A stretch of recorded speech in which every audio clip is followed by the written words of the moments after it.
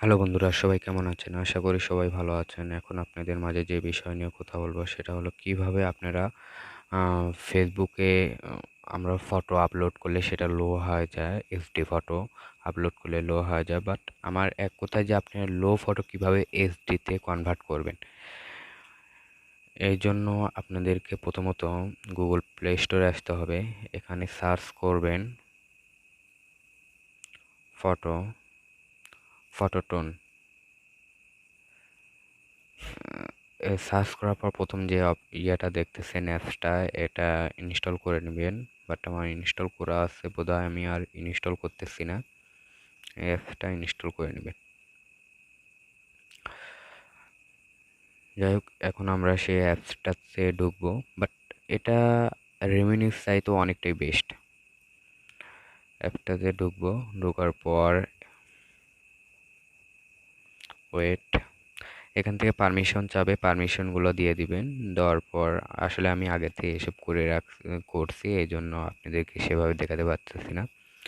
এখানে 4টা অপশান আছে। আমরা প্রথমত যেটা নিয়ে কথা বলতেছি সেটাতে যাই, সেটা হচ্ছে যে আমাদের লো ফটো কীভাবে এইচডিতে কনভার্ট করব। এজন্য আমরা এনহান্সি এখানে ক্লিক করব। এখান থেকে সেই কাঙ্ক্ষিত একটা ছবিটা আপনারা নেবেন। ধরুন আমি এই ছবিটাই নিচ্ছি।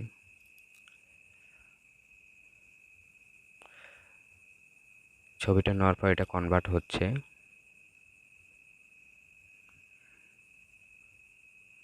বাট ছবিটার আগের লুকটা দেখেন, বাট অনেকটাই ঝাপসা। এখন অনেকটাই ক্লিয়ার, দেখুন অনেকটাই ক্লিয়ার। বাট এখানে প্রো ভার্সন, আসলে এটা আমার প্রো ভার্সন। আপনি যদি কারোর প্রো ভার্সন যদি প্রয়োজন হয় তাহলে আপনারা কমেন্ট করতে পারেন, তাহলে আমি দেখা যাচ্ছে আপনাদেরকে প্রো ভার্সনটা দিয়ে দেবো। আর সেকেন্ড যেটা দেখতেছেন, এটা হচ্ছে যে ফেস ক্লিয়ার করা। আপনারা এখান থেকে ক্লিক করে ফেসটা ক্লিয়ার করতে পারেন। ওয়েট, সরি, আসলে এটা আগে থেকে ফেস ক্লিয়ার হয়ে গেছে, বাট কেটে গেছে। এইখানে ক্লিক করে আপনারা ফেসটা ক্লিয়ার করতে পারেন।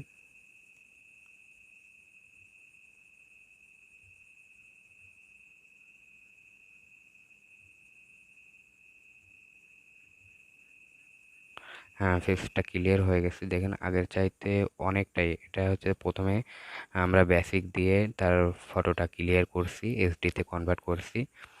আর সেকেন্ড সেটা হচ্ছে যে ফটোটা ফেস স্মুথ করছি। যাই হোক, আমার মনে হয়েছে যে এটা রেমিনির চাইতেও অনেকটাই বেস্ট। যদি আপনারা ব্যবহার করতে পারেন, আপনি ইনস্টল করে ট্রাই করে দেখতে পারেন। আমার ভালো লাগলো, আপনাদের সাথে শেয়ার করলাম। যদি আপনাদের এই ভিডিওটা যদি ভালো লাগে তাহলে প্লিজ সাবস্ক্রাইব করবেন, লাইক কমেন্ট শেয়ার করবেন। Bye bye.